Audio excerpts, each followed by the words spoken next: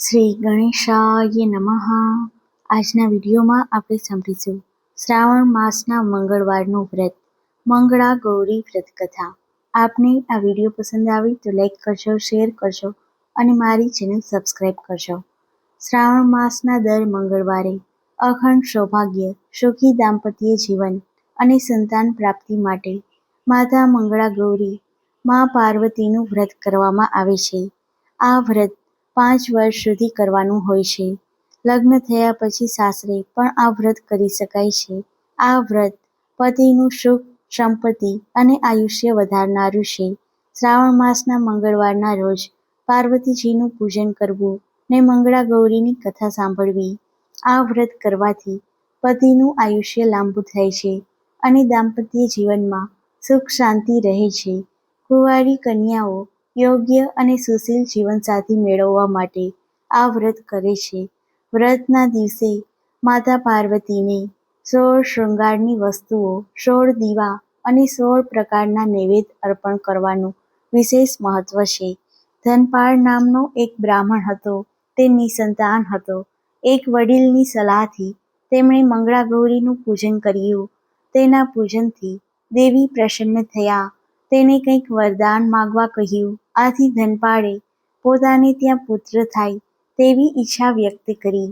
ધનપાળના ભાગ્યમાં પુત્ર નહોતો, છતાં માતાએ કૃપા કરીને તેને કહ્યું કે ધનપાળ, જો સામે જે આંબો છે તેના પરથી એક કેરી તોડી લે.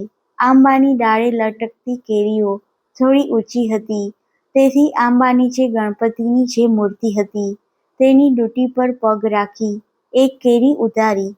ધનપાળની લાલચ વધતા તેણે 3 વાર ગણપતિની ડૂંટી પર પગ રાખી 3 કેરીઓ ઉતારી. આથી ગણપતિજી ગુસ્સે થયા ને તેને શ્રાપ આપ્યો કે તને જે પુત્ર થશે તે 16મા વર્ષે સાપ કરડવાથી મૃત્યુ પામશે. થોડી વાર પછી તેના હાથમાં 2 કેરી અદૃશ્ય થઈ ગઈ અને એક જ કેરી હાથમાં રહી. ધનપાળે સૂચના મુજબ તે કેરી પોતાની પત્નીને ખવડાવી.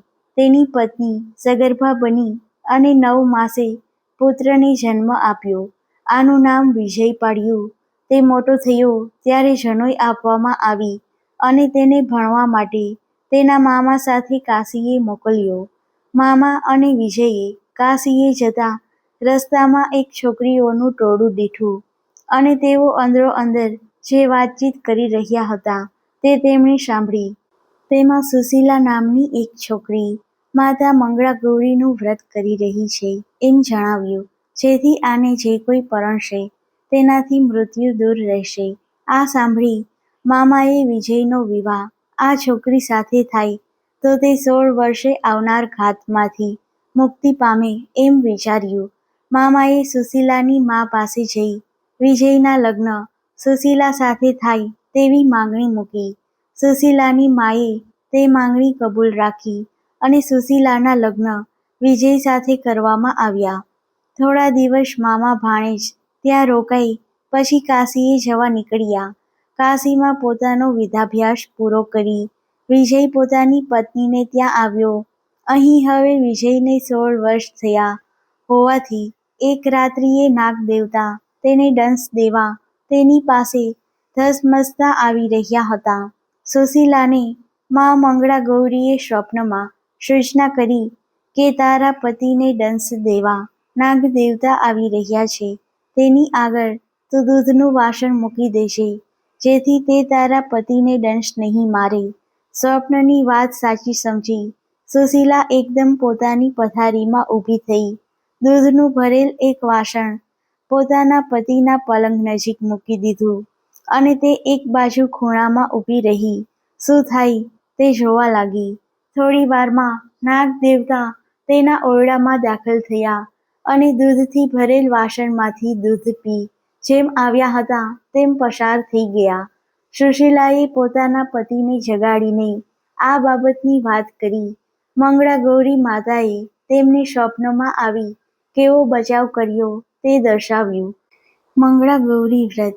શ્રાવણ માસના દર મંગળવારે માતા પાર્વતી, મંગળા ગૌરીની પૂજા કરવી, પાટલા ઉપર તેમની સ્થાપના કરવી, ઘઉંના લોટનું કોળિયું બનાવી તેમાં સૂતરના તારની દિવેટ મૂકવી, કોળિયામાં ઘી પૂરી દીવો કરવો, 16 બીલીપત્રો, 16 પુષ્પો તથા 16 જીરાના દાણા, 16 ધરોના પાંદડા, 16 ધતુરાના પાંદડા અને 16 અઘેડાના પાંદડાથી માતાજીનું પૂજન કરવું, એકટાણું કરવું અને 5મી વર્ષે વ્રતનું ઉજવણું કરવું.